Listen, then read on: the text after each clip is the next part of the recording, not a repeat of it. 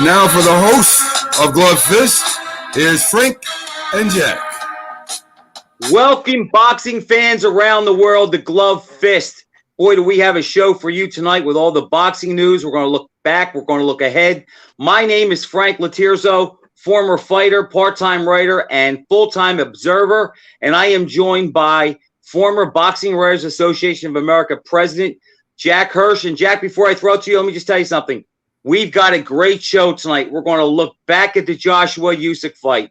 We're going to touch on Fury Wilder. We're going to look back at a great fight in our anniversary segment with Bernard Hopkins scoring the signature win of his career over Felix Trinidad on September 29th, 2001. And our feature fighter is going to be the great Michael Spinks, who I think is perhaps one of the top 40 pound-for-pound fighters ever. So good evening, Jack. How are you tonight? It's all yours. Good stuff, Frank. But you should have started off with one other thing, saying congratulations, Jack, for picking Usyk to beat Joshua. That's how you should have started, giving me a congratulations. I said he'd outpoint him. He did. It was a good fight. It was a fight that was really good for boxing. We've seen a lot more exciting fights, Frank. Let's face it. Technically, it was a good fight. It had a lot of drama. And even though I had Usyk up 116 to 112, you never know how the scoring is going. And he didn't really completely seal the deal until the last 20 seconds or so when he batted Joshua on the ropes. At that point, you knew he had the fight won. As I said, Jack, the reason I took Joshua, and it was a very, very slight pick, I figured if Chisora could win 5 rounds against Usyk on 2 judges' cards, Joshua could win 7. And then the other thing I thought to myself was, as far as I was concerned, this was a legacy fight for Anthony Joshua. And if he was ever going to fight with gumption and fortitude, it was going to have to come out in this fight, or what happened is what was going to happen. And that's what we saw. He's very frustrating. I am not good at handicapping guys who I'm not confident in their mindset. And Joshua, to me, is a Corvette that runs on regular gas. However, as I said earlier, it's like if Usyk was fighting Larry Holmes at 31, Holyfield, Lennox Lewis, I would pick those 3 guys to beat Joshua or Usyk. And nothing I saw Saturday night would change my mind. I had the fight 115, 113. I'm a Joshua guy. I like him. I might have been pulling for him. So maybe there's a swing round that I gave him that maybe he didn't deserve. But he clearly lost the fight. And it was one of the best boxing exhibitions at heavyweight I've seen since Chris Bird took David Tua to school. Well, I had 116 to 112. A couple of things stand out. Everyone who was picking Joshua, for the most part, was picking him based on his size. They were thinking he's the bigger guy. I mean, everyone should be able to agree that Usyk is the more skillful of the two. But Absolutely. They feel Joshua's a bigger guy, talented, a big punch. So they were picking him based on physical advantages, not skill advantages. And I didn't think the physical advantages were going to play out because a guy like Usyk, they don't document all his amateur fights. He's had about 300 amateur fights. He's faced every style. A guy like Usyk is so familiar with being in the ring. You could wake him up at 3 a.m. and give him 10 minutes to get ready, and he'll get loose immediately and know what to do in the ring and be able to handle himself. Joshua's more like this phenomenal athlete who learns how to box. He's a skillful guy, don't get me wrong. But he's not a natural like Usyk. No, he's one like a bit more talent. Another thing why people weren't picking Usyk by decision, they were saying, well, Usyk can't get a decision in England. Of course he could get a decision in England for the most part. Not all the time, as we saw with Ricky Hatton's son, who was given a gift decision on the undercard. For the most part, in big fights, they're honest in England. But it doesn't matter. It's in England. You have to look at who the 3 judges were. And you want to know something? Going into the fight, Usyk had an advantage with the judges. 1 judge was from Ukraine, 1 from England, and Steve Weisfeld was the neutral judge from the United States. And Steve Weisfeld has judged more big fights than any other judge out there. He's an outstanding judge. He's extremely honest. He's going to call it the way he sees it, not get intimidated by the crowd. And he did call it 116, 112 for Usyk. Now, the judge from Ukraine, if anything, he was going to lean a little towards Usyk. And Howard Foster, the judge from England, maybe he'd lean a little towards Joshua, but not outrageous. It's funny about Howard Foster's score. He scored at 115, 113 for Usyk, a reasonable score, the way you had it, Frank. Very fast score, but how he got to the end of that's interesting. He gave the first 2 rounds to Joshua. Now, the first round, Usyk looked like he won, but it was somewhat close, you could argue. But the second round, Usyk seemed to win it clearly. I had Usyk. I had it 3-3 after 6 rounds. Yeah, well, Joshua came on in the 4th. He came on in a couple of those rounds. You could make an argument it was 3-3 the way you had it, but the point is, I'm talking about the first 2 rounds of the fight. I gave Usyk both rounds. Howard Foster gave both to Joshua, which kind of made it interesting there. And I didn't think Usyk kind of started. I thought it was a close fight going into the 10th round. You could argue it was a close fight going into the last round if you had it 6-5 Usyk. If you had Usyk up only 1 point going into the last round, that's certainly not unreasonable. Okay, Here's the thing, though, and I think you saw I posted this a couple days before the fight. Usyk is 6'3". He came in at 221. He was rumored to come in around 221, 225.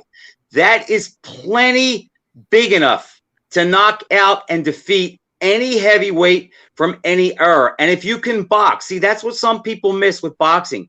Strength is not the be-all, end-all. With Joshua, when I looked at it, I thought if he could make his jab the dominant punch in the fight and touch Usyk every time he got started to do something, he could win a sedate fight by keeping Usyk from getting going. But what happens is Usyk is in great condition. And I think once he sensed a little trepidation in Joshua, I think that's when he picked it up. He accelerates it. And what bothers me about Anthony Joshua is it seems in these tight moments that he fears losing more than he fears not winning. And he just doesn't have the gumption. And I told you at one time, I thought when his career's over, he might go down alongside Lennox Lewis, that they'd be pretty level. I don't see that happening. And I think the guys that go after Joshua now, that fight him, I think they're going to be very confident, and they're going to test him early, and they're going to test his resolve. And now he has the weight on him, and he's second-guessing himself. Frank, I'm not sure we'll ever see him again. Not guys. He's going to have the immediate rematch with Usyk. There's too much money to be made. He's not going to fool around Joshua, take another fight. He's not going to have a rematch with a Dillian White, for example, or Otto Wallen if Wallen should beat Dillian White when they fight at the end of next month. He's going to go in with Usyk with a rematch, but this is different from the Andy Ruiz rematch because Joshua got stopped by Andy Ruiz, but the feeling was Joshua's better than Andy Ruiz. He should beat Andy Ruiz in the rematch, even though Andy Ruiz was thought to be underrated and people were giving Andy Ruiz a chance to win in the rematch. Joshua wasn't an underdog in that rematch. He could execute a fight by boxing Andy Ruiz, safety first tactics, move in and out, jab, tie him up. He's more versatile. He doesn't have that option with Usyk. No, Usyk is the more versatile guy. He's going to have to take it right to Usyk, impose his physicality on him, and keep it up all fight. If Joshua can keep it up all fight, impose himself on Usyk, sure, he could win. But also there's that psychological element, Frank. I mean, we don't know what this does to Joshua. And also Joshua strikes me as a guy who may be very comfortable in life. I was having about 3-4 years ago, before Carl Frampton fought Leo Santa Cruz at the Barclays Center, when Carl Frampton was still with the McGuigans, Barry and Shane, I was having lunch with them, and at that time, Shane McGuigan was training David Haye. And I said to Shane McGuigan, you know, David Haye seems more like a businessman in all the way he goes about things than a boxer. And I remember Shane McGuigan says, but Anthony Joshua's the same way. He thinks business the whole time. Anthony Joshua could be too level-headed, thinking, I'm secure. I have enough money to last the rest of my life and support my family. I don't need this. I mean, see, when you say that to me, that makes me think that he has even more reason to get in there and let his hands go and just see where the chips fall. I'd rather a guy go out trying to win than to lose quietly like he did the other night and not really give him his best effort. He did get some things done. After the fight, Usyk's face was more lumped up than his. So Joshua has the motor as far as the tools to go. Even though Usyk is the better technician, Joshua has what it takes. And if you put Evander Holyfield's mindset in Anthony Joshua, he might beat Usyk, but you can't make that switch. No. Who he is. Exactly. Let me ask you this. We keep focusing on Joshua, how much he can improve. And he has to improve to win a rematch. No ifs and buts about it. The same Joshua is not going to win a rematch. We could safely agree on that. He's got to be better. How much better can Joshua be? That's what people are asking. They're not asking, can Usyk be better in the rematch? Usyk can be better mentally.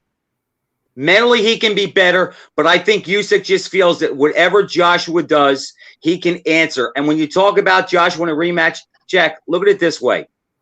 What are his options?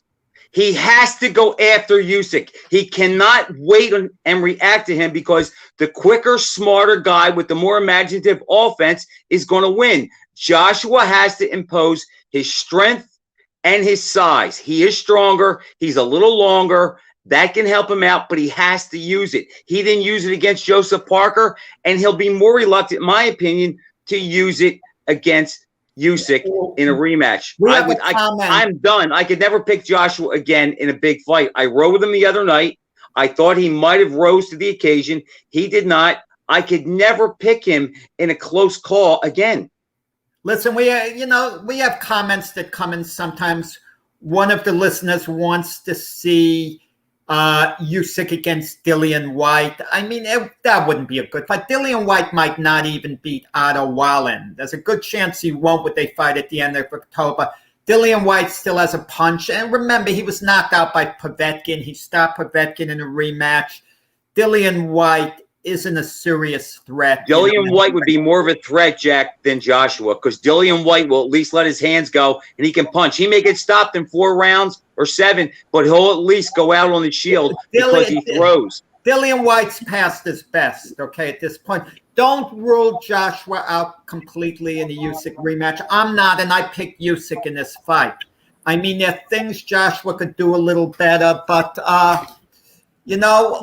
we could see. He's got to use his jab. He's got to fight. Last round right here, Usyk Joshua.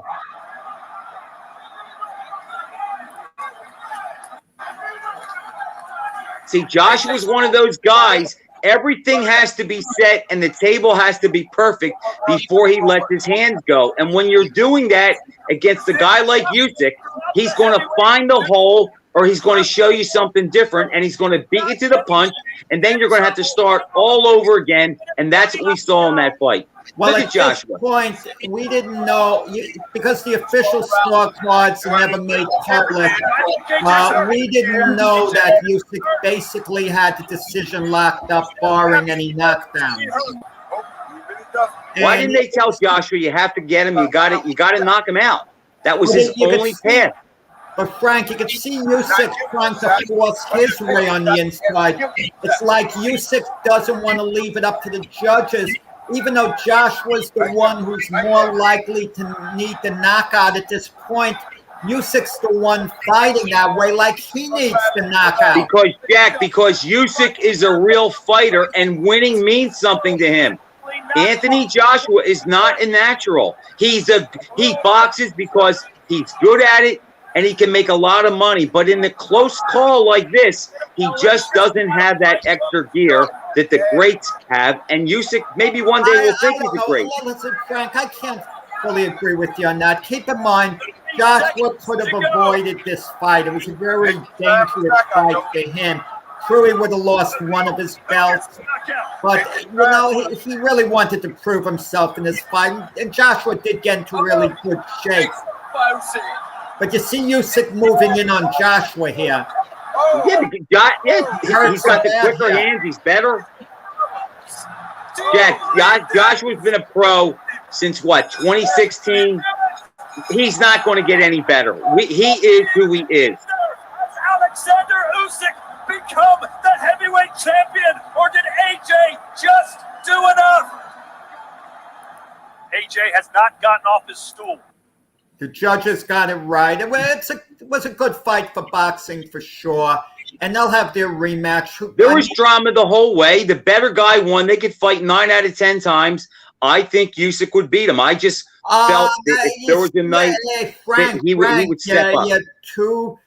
You're putting too much onus on the last fight, because the reason you picked, you said Joshua will be Usyk based on Usyk's fight with Chisora. Now you're saying Usyk would beat Joshua all the time based on this fight last Saturday. Jack, I saw the fight. If Anthony Joshua had a bigger ticker, that's what I was counting on. That would be the difference. But I've seen the fight. I know how it goes now. I gave Joshua a flyer. Let him down in this fight. You're saying he lost because he didn't have the heart.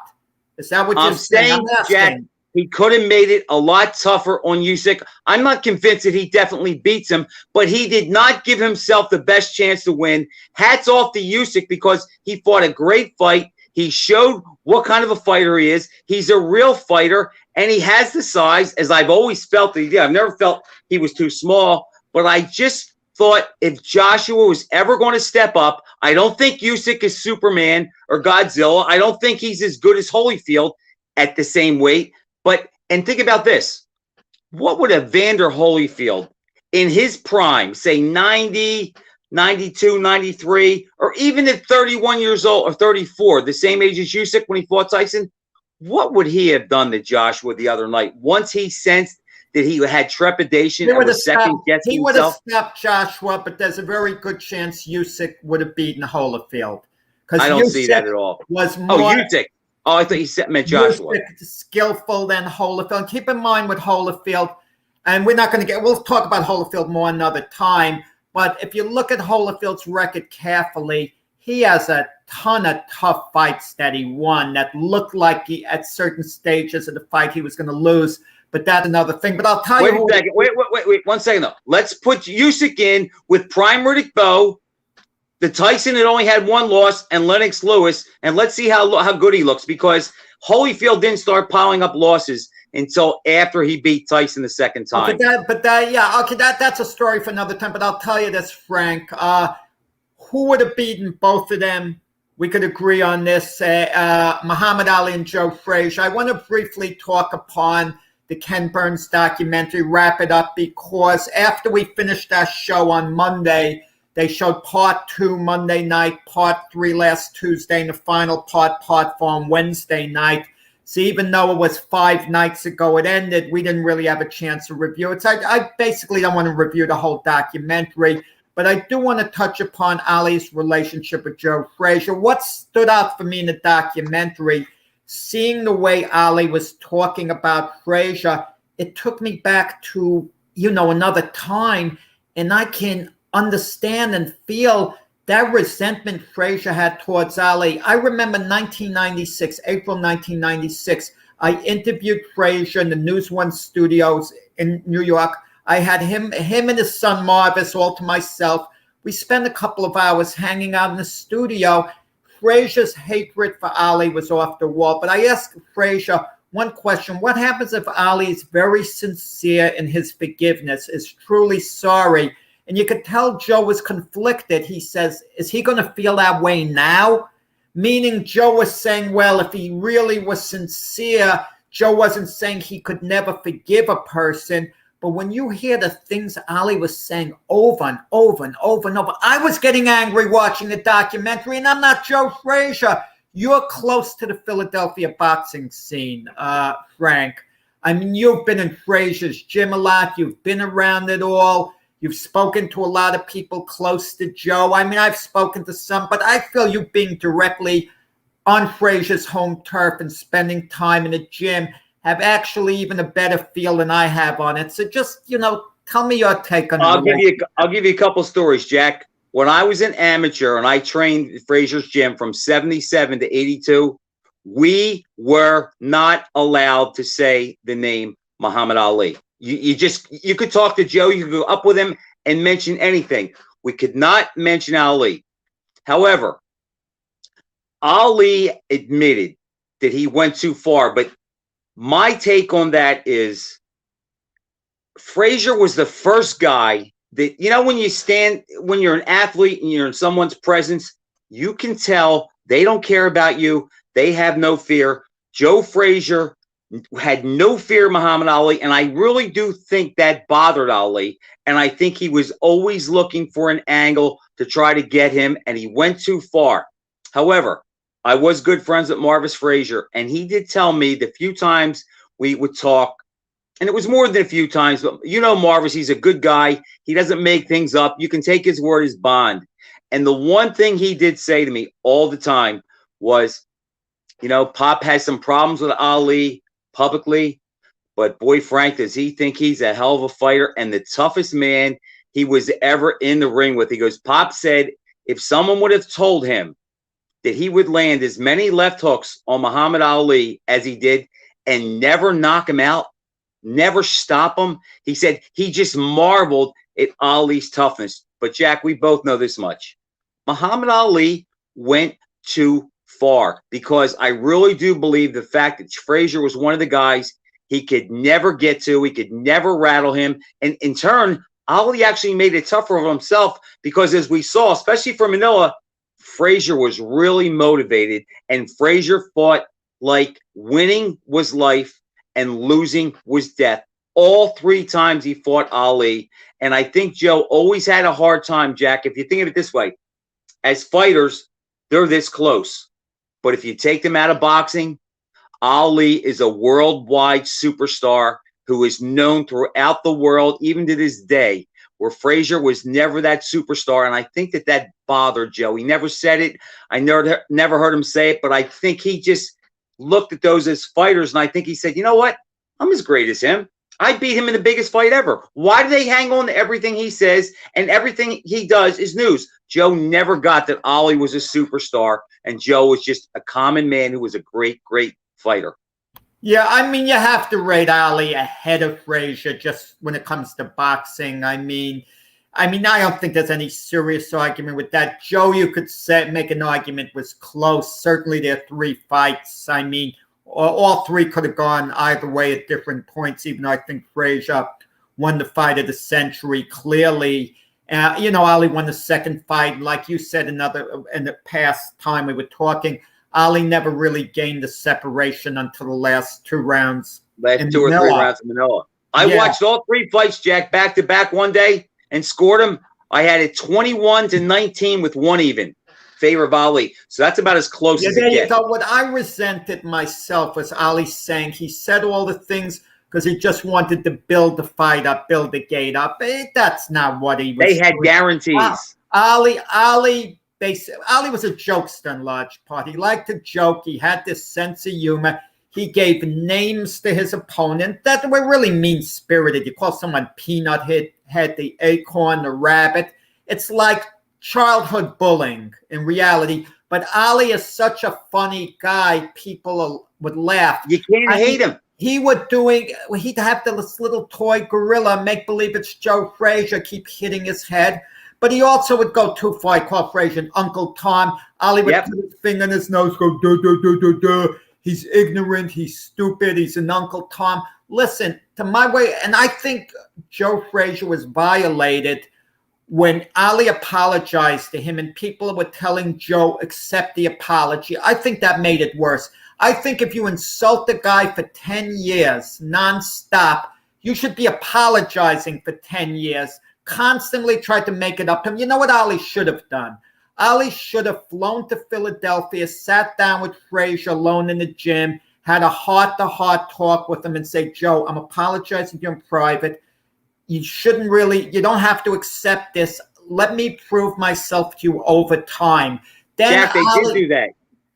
In 2002 at the All-Star game, they did that. No. I meant when Ali, he had a lot of years before that. Oh, okay. You mean he should have done it and then immediately. He should have went on some type of tour with Frazier to help him make some money, together. And Ali should have said, look, I regret so much the things I said about him on talk shows. I mean, this is such a good, decent guy. Joe would have softened over time. Rather, Ali kind of let it fester, but Ali would say some good things about Joe when he'd be on a show, but he didn't really ever completely make it right the way he could have. But, when he lit the torch, Jack, at the Olympics, Frazier told Stan Hochman, do you remember him?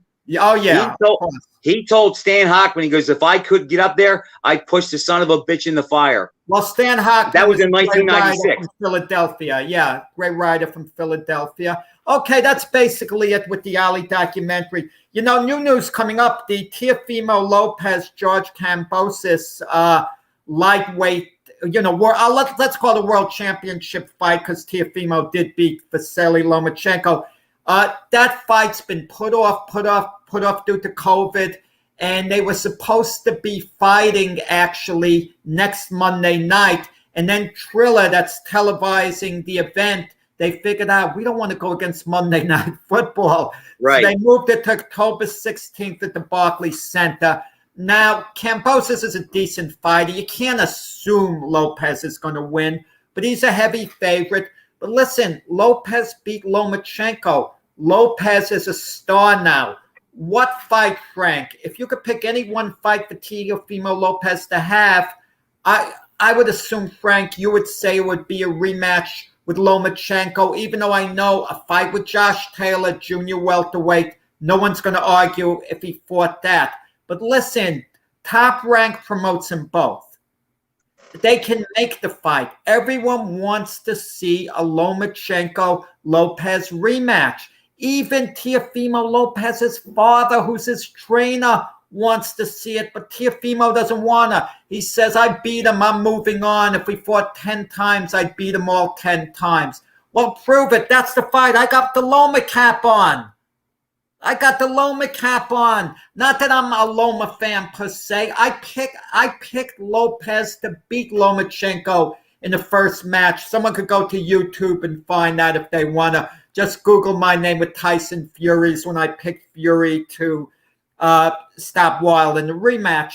But I'm not saying who I pick in the rematch. But that's the fight people want to see. These fighters, Frank, they keep talking about giving the fans what they want. And it's such an easy fight to be made. Why is it? It might never happen because of Teofimo Lopez's stubbornness. What's your take on it? Here's what I think that's going through Teofimo's mind. I think in his mind, he knows that Lomachenko will be more ready in the rematch. It looked like he figured him out as the fight wound down the last time. Clearly, Lopez won, but he could tell that Lomachenko was working his way back into the fight. I think Lopez looks at a rematch with Lomachenko as a no-win situation because if he beats him again, they'll say that, well, he's older, he's not really a lightweight. And if he loses to him, he kind of loses the cachet he has now. I would like to see him fight. I think him and Tank Davis would be a great fight. I know that would never happen. Can't happen. Mayweather promoting Tank Davis. No, that the only way that fight will happen is if Tank does something to get Mayweather mad. Mayweather wants him to get beat. But I mean, there's a lot of good fights for Lopez. Mayweather's going to handle Tank Davis's career the way he did his own, safety first. Until Tank becomes a star like him, and if he feels threatened by him, then he'll try to get him knocked off. I have no clue who Tank Davis is going to fight next in a big fight. Who's out there for him? Maybe they want Adrian Broner to lose weight. They keep recycling Adrian Broner, you know. Well, they could probably even bring Broner up to let me see. Tank could probably fight at 43. There's a guy that has a great skill set who's one of the best punchers in the game, but because of his attitude and his outside antics, nobody really cares about him. But I would take Lopez to beat him. I like Teofimo. He's strong. He can box, and I don't care what anyone says. I'm talking about Lomachenko. I want to get back to that. With Lomachenko, you said he figured out Teofimo Lopez. I'm not so sure those are the right words to use. What happened the first half of the fight, Teofimo, is big, strong, and powerful. And Lomachenko felt his physical presence and the threat he had of knocking, of Lomachenko himself getting knocked out. Lomachenko was cautious. Lomachenko only came on the second half of the fight out of necessity because he lost at least 5 of the first 6 rounds of that fight. He was in a big, big hole. And a part of Lomachenko, you could tell, felt, when I turn it on full force for 2-3 rounds, I could get rid of this guy. I'll throw the kitchen sink at him. He threw the kitchen sink at Teofimo and had success in 1 rounds later on, but it wasn't quite enough. And Teofimo did win the last round of the fight. But as a spectator, as far as boxing goes, I think that's the fight people want to see, the rematch. Well, I think because of Lomachenko, I think you're right. But, Jack, you just made my point. Yes, you're correct.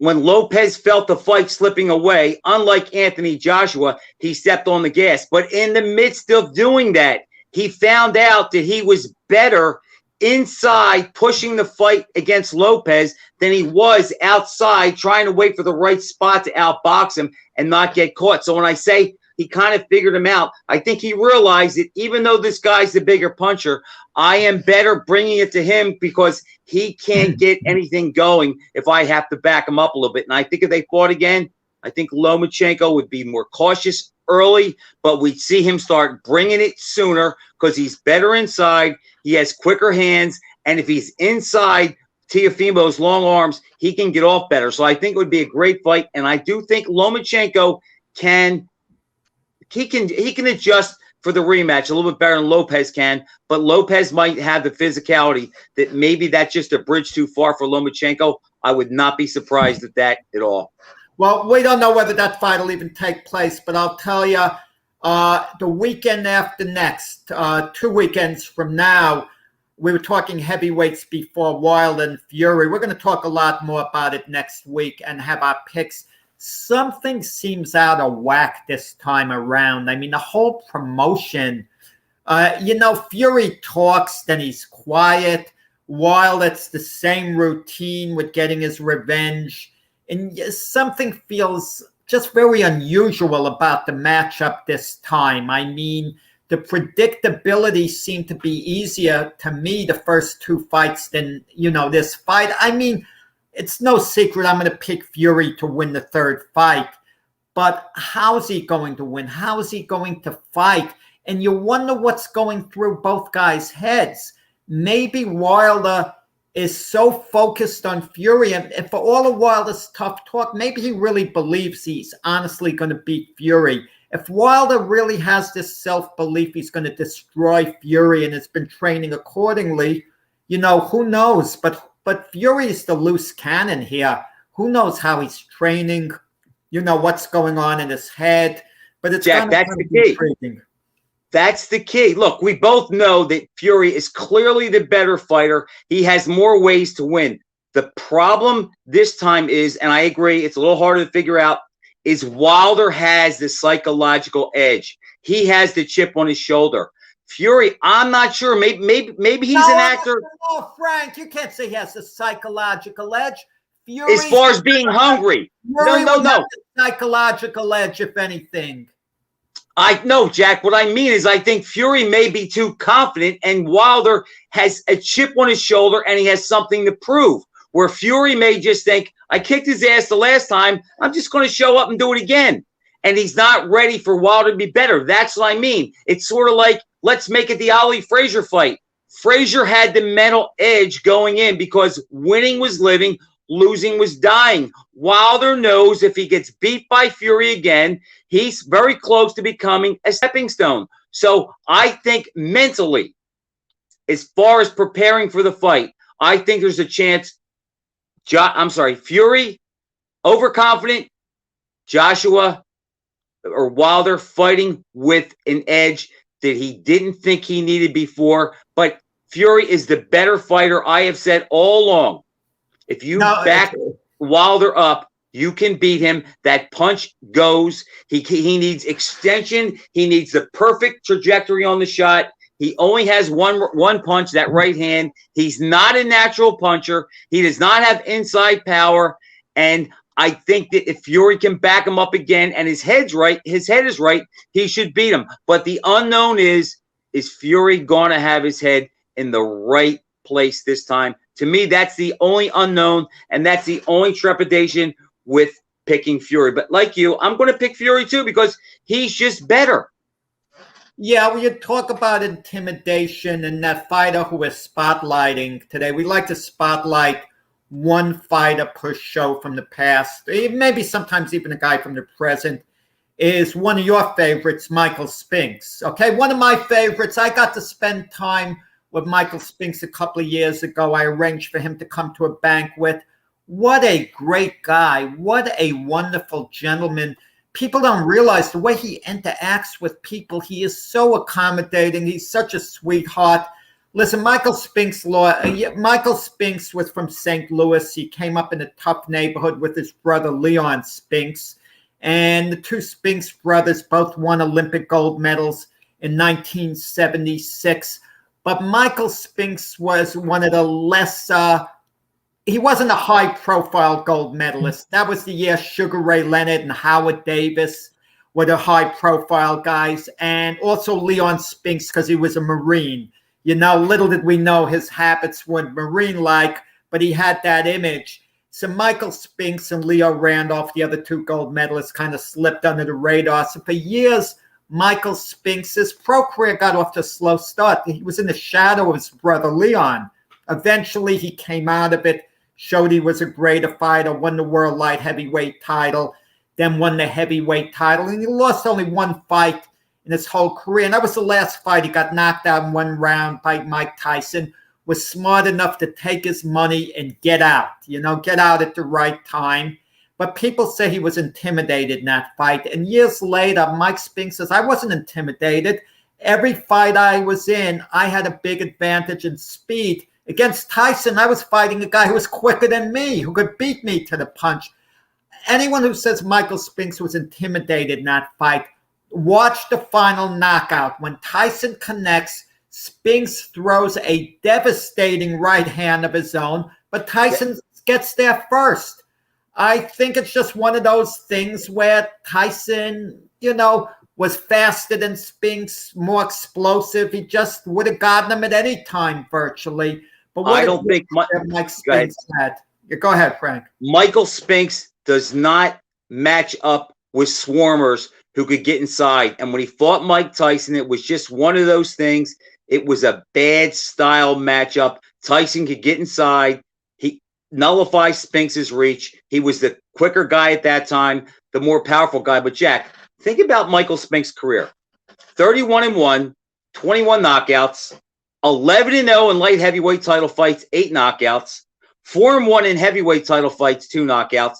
And Michael Spinks, 93-7 as an amateur. As you said, gold medal winner. Never lost a fight at his ideal weight, at his natural weight as a light heavyweight. And think about this with Michael Spinks. How many fighters can we say that they can box on the outside, they can circle, they have legs, they can fight as the counterpuncher, they can fight as the aggressor, they have knockout power in their left hook, their left uppercut, and their right hand. Michael Spinks scored one-punch KOs with each of those punches. One punch, 10 counts. Hook, uppercut, right hand. It's a select few of fighters who can say that. Plus, he can box. He showed he was tough. He was always in good shape. And I can tell you some stories about Michael Spinks training. I remember after he won the gold medal, he used to come into the gym. He had a 78 silver anniversary special Corvette. And back then, the boom boxes were the big thing. Michael used to carry a boom box that was as big as a stereo, as big as a hi-fi system. Very quiet in the gym, but worked hard. You didn't know he was there unless you went up and talked to him. And if you went up and talked to him, he'd give you all the time in the world. Great guy, greater fighter. And Jack, if you look at his resume, Michael Spinks probably dominated, if not the best era in light heavyweight history, it's one of the best era, and he cleaned it out completely. I love him as a fighter. I know he's a good person, but what he was kind of overshadowed too. If you think about the 80s, Leonard overshadowed him, Hagler did. You could make a case that Holmes did until they fought. You had Salvador Sanchez back then, Aguayo. Spinks wasn't a great interview, and he wasn't a real talkative guy, but boy, could he get it done in the ring, and he could really fight his rear end off. And there's not many light heavyweights in the history of the division. I make him an underdog. Let me tell you who really overshadowed him a little bit. No one talks about it, and it was a hard act to follow because a few years before, Bob Foster was arguably, the most devastating light heavyweight in history as a puncher, okay? And Michael Spinks came afterwards, and people would draw comparisons. And at that point, the talk was, who was the greatest light heavyweight, Archie Moore, Bob Foster? It was really, Ezra Charles was better than both of them, but that's another point. But the thing is, Foster was there only a few years before. But you look at level of opposition as well. But Foster would score these devastating one-punch knockouts. I mean, he knocked guys cold. I mean, the referee wouldn't have to stop many of his fights. I mean, Dick Tiger was knocked cold. Mike Quarry, I thought he killed Mike Quarry. Vicente Rondon, when Rondon was on a big winning streak. So Michael Spinks comes late on. Now, Don Majeski, great boxing historian, the greatest boxing historian in the world as far as I'm concerned, a close friend of mine, told me the other day he thinks Bob Foster would have knocked out Michael Spinks. But let me throw this at you. Let's say I want to rate Michael Spinks ahead of Bob Foster. I can easily do that based on this. Bob Foster, whenever he moved up to fight a bigger guy, he got destroyed against Ali, Frazier, early in his career, Ernie Terrell, Doug Jones. Michael Spinks moved up outside of the Tyson fight. He beat Holmes the first fight legitimately, I feel. I thought he lost the rematch, but it was close enough. It was close enough, in my view at least. He stopped Jerry Cooney. He could fight bigger guys. He made the adjustment moving up. Bob Foster could never come close to making the adjustment. So based on that, I can say I could rate Michael Spinks ahead of Bob Foster if I wanted to and make a good argument. And his legacy fight. You're familiar with both guys, Frank. Tell us about it. Mike Spinks against Dwight Muhammad Qawi. The only reason people don't talk about that fight more because it wasn't an exciting fight. No. It was more tactical. Had it been an exciting fight, it would have gone down in the annals of history amongst the great light heavyweight title fights, or unification fights. Tell us about both guys because you're familiar with them. I will do that, Jack. But before I do that, I got to get something off my chest. I know Don. Don's a boxing guy. Michael Spinks would have turned Bob Foster inside out. The next time you have a chance, and if Don's watching, go back and look at Bob Foster's resume and look at the light heavyweights that he beat. Do you realize Michael Spinks defeated 4 guys at light heavyweight? Eddie Mustafa, Qawi, Yaki Lopez, and Marvin Johnson. They would have defeated every challenger that Bob Foster fought. I know he can punch, but even if we take away that Spinks was a much better heavyweight than Foster was, Spinks was also a better light heavyweight. If Jerry Cooney couldn't get Michael Spinks out of there, Bob Foster would not get him out. Don't be so sure they would have beaten Dick Tiger. Okay, I could throw this at you too. Michael Spinks barely beat Eddie Davis. Very close fight. I had Spinks up only 1 point at the end. The judges were way out of line to give it to Spinks decisively. And I thought Spinks deserved it, but very close. That's about the closest call Jack he had as a light heavyweight, and that was a bad style matchup for him. But I mean, a guy like Boss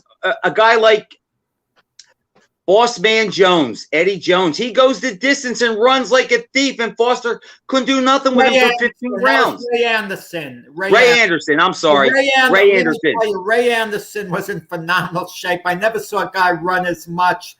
He did a marathon that night. You know a funny thing? Yank Durham, Joe Frazier's manager, he managed, and I think he trained also Ray Anderson. And Ray Anderson was Frazier's sparring partners. Right. Yank Durham said, "I'm embarrassed to be associated with a man who would run like that." He put down his own fighter. Let me tell you about the Kwawi and Spinks. It's 1978, 79. They're both making a name for themselves. They had some. I probably saw them spar 50 or 60 rounds. The worst round of their sparring sessions was better than the best round of their fight. And the reason for that was, Jack, they both knew how good the other guy was. And they didn't want to take, neither one of them really wanted to take the wraps off or take chances because they knew the other guy could hurt them and embarrass them and do damage. But they had their sparring sessions looked like Manila between Ali and Frazier. They were that Spinks, good. What people don't realize, Spinks, we're gonna move on soon, but I just want to close in this. What made Spinks' victory over do we have highlights on Michael Spinks now? Let's check this out. And I could say what I'm going to say while the highlights are going on. Michael Spinks going into the Kawi fight, his common-in-law wife got tragically killed. He had that burden on his mind, and he still had to perform in the ring, and he did, which was really remarkable. There's that, but Jack, there's that gene we're talking about that Joshua has shown he doesn't have. 70 days a year. The Undertaker, where do we get that from? I think the Undertaker. Sorry, guys. I was trying to set up the video, but there's a match. Jack. Sorry, guys. You guys went a little too long. I had it ready, but then it skipped. So I'll try to get it back up. Well, while you're looking for it, I'm going to touch on something else. You want to talk about guys having a night and guys putting a clinic on? Go watch the Kwawi Spinks fight. It's not a fun fight to watch for action, but Spinks puts on an exhibition with his left hand and his foot movement that he had Dwight turning the whole night. It was a master class, and that was for the undisputed title. And Spinks showed that fight because if you think about it, if Kwawi wins that fight, he goes down as the top light heavyweight of the 80s, not Spinks. That was a legacy fight for both of them. There's a story behind that. Eddie Futch trained Michael Spinks, and he devised his strategy based on the Jimmy Braddock Max Baer fight, the way Braddock would keep poking Max Baer with long lefts. So he used that as his guideline, which is really remarkable. In the movie Cinderella Man, that's not how it quite played out in the fight footage. Okay, if we don't have, do we have our Mike Spinks spotlights? We're asking our producer, Mac. If not, I kind of want to move on to our anniversary fight. Do we have the Mike Spinks highlights, Mac?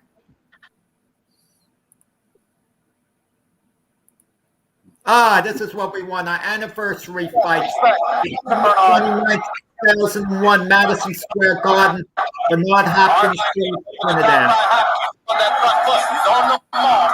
Hopkins job to keep him off the mark. Trinidad lands a left hook in the ring with a gal. Knowing that he's in the team. Right hit by Hopkins. Biggest blow of the fight. Trinidad momentarily stunned. Come to him. Found him in range. Break. But Bernard Hopkins isn't fading. No, and the bet looks pretty good. Trinidad opens up, lands two power shots.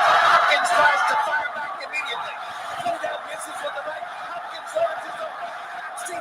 Hopkins intended to move like this. It was a good idea that he did weigh in at 157. That can help him. Off the neck, top battle. Trinidad sized Hopkins up. Fails there. Hard right hand by Hopkins. Lands flush.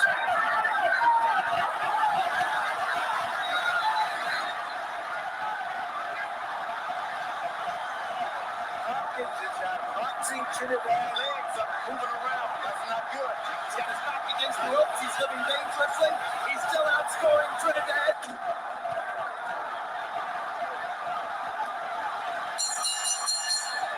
They fight after the bell. And there's no sign yet that Hopkins is wearing down. Oh, yes, there are a lot of signs. But Trinidad's honoring it. What are the signs that he's wearing down? He went to his ring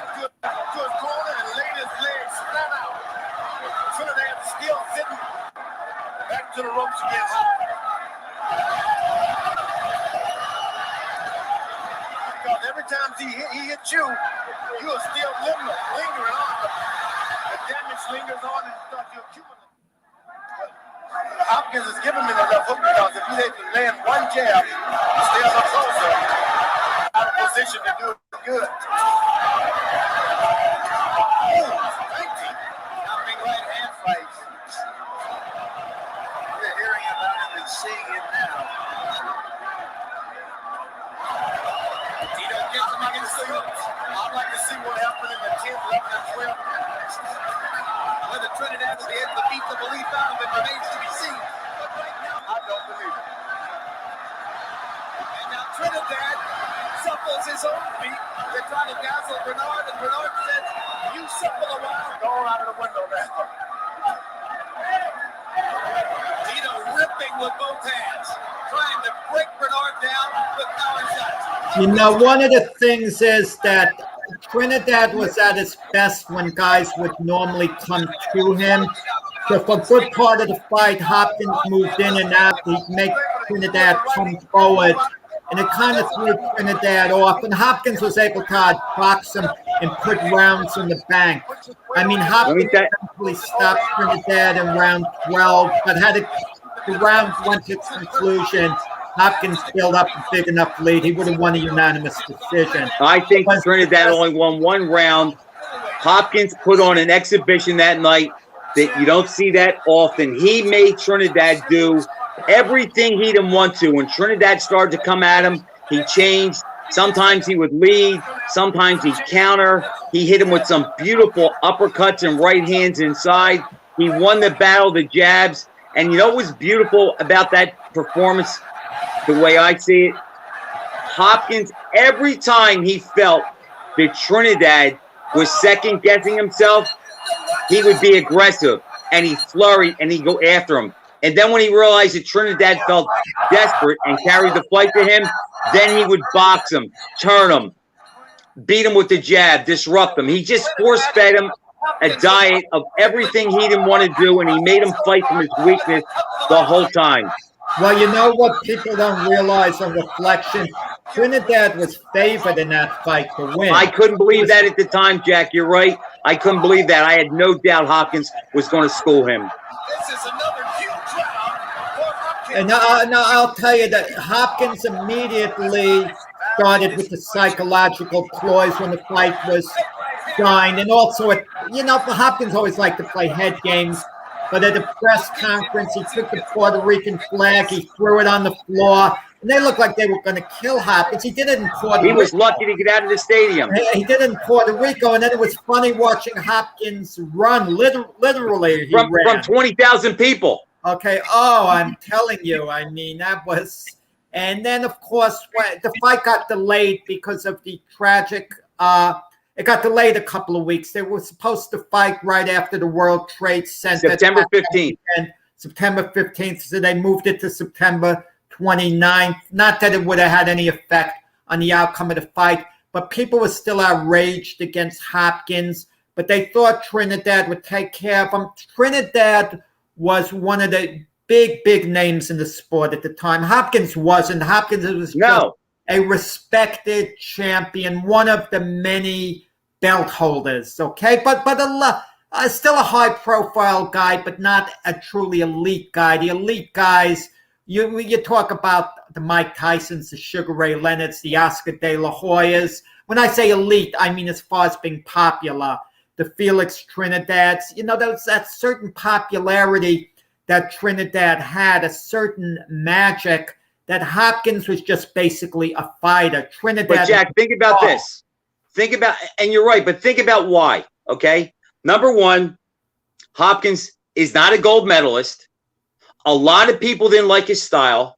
Another guy that was not a good talker, came from prison, a little Hopkins bit rough. Talk. No, that's the one thing he can always. No, he can talk as far as BS, and he can give you the jailhouse rap, but he's not an eloquent speaker, the way Leonard could put his sentences together or the way De La Hoya could, but he had nothing going for him. He had no money behind him. He had no gold medal. He wasn't a Mike Tyson knockout guy, and he wasn't flashy like Leonard, but he understood the name of the game was to win. He didn't care about what song he came into the ring to. He didn't care about what color trunks the opponent wore, who was introduced first. Bernard Hopkins knew, and he understood the sport better than anybody. He understood that as long as I win, even though I'm not part of the establishment, as long as I keep beating King's fighters and I keep myself in shape so they don't offer me a fight on short notice when they know I'm not in shape, as long as I have final say in the middleweight division, I will get paid. And if you look at Hopkins, he made his biggest paychecks at the end of his career, and I've written about this countless times. Hopkins understood what was important and what was not important. He knew that HBO really didn't like him. He knew the promoters didn't like him because he knew how much money they were making. He knew they tried to take advantage of him negotiating. I think the guy has an unbelievable story, and I actually would like to see a movie done on his life because it's incredible. You want to hear a story? Hopkins was the most thrifty guy with the dollar. You didn't want to see him boxing, which was smart, which was good. I heard he cut out coupons when he went to Costco during the height of his fighting days, but I witnessed one. In Las Vegas, we're having the Boxing Writers Association of America's banquet. He's standing there. He's talking to one of the other media guys, and I join in, and I'm standing there, the three of us. A fan comes over to Hopkins with a glove. He asks Bernard Hopkins to autograph it. Hopkins says, I'll autograph it if you give me $20. The guy gives him 20. Hopkins autographs the glove and says, now, when you sign this glove, when you sell this glove that was signed by the undisputed world middleweight champion, you're going to make a lot more than the $20 you just gave me. He wrote that on the glove? No, he just signed his name. I talked with Hopkins about it years later, and he remembered. And I said, Bernard, I know you. You probably got the 20. You went after the banquet was over. You picked up a couple of magazines, a bottle of water, the whole bit, with the $20. But you knew the guy was going to sell the glove, make the money. And Hopkins says, I wanted him to pay his cut, the action. Even though Hopkins knew he'd autograph it, the guy there's a good chance would sell it. Hopkins wanted him to fork over a small percentage. That was Bernard, always thinking. Some people might think it's tacky. I loved it. I like that. Jack, think about this with Hopkins, too. There's a guy that was not out of shape for one day of his career once his career took off and he got rolling. And, I've heard some people say, and it's like, I don't know if you really meant it, but Hopkins is an elite fighter, and he's an all-time great. We're going to discuss that because we're running out of time. But we're going to be discussing that, in the future show. It's all hypothetical. Who would have won? Hagler, Hopkins at their best, James Toney, Hopkins at their best, and Hopkins against Carlos Monzon, at their best. My theory on fights like that. Look, Frank, look at all the times they're wrong predicting the fights that actually do take place. And all these so-called dream fights, there are like so many elements involved. The training's different. Listen, Harry Greb, I could easily say it was the greatest middleweight of all time based on accomplishment, what he did. But that's what was in his era. The guys like Hopkins, if he lived in the 1920s, he would have fought 25 times in a year too. And if Harry Greb were fighting in the year 2021, he would fight 25 times. Exactly. But you know what, Jack? You mentioned Harry Greb. You know what's amazing about Greb? Now, look, we both know there's no footage of him, but he is the one guy that if you look at all the fighters that he beat, and we've seen film of them, and we know how great they were, and he beat most of them. I think he beat, 14 Hall of Famers? Yeah. I mean, that's one guy I don't have to see, and in my mind, he beats every middleweight that's ever lived. And on that note, Frank, that's a good note to basically, we end the show with Harry Greb. I won't argue with that. Okay. I had a great time, Frank, discussing boxing. I could go, if an hour's around, listen, I could go for 4 rounds.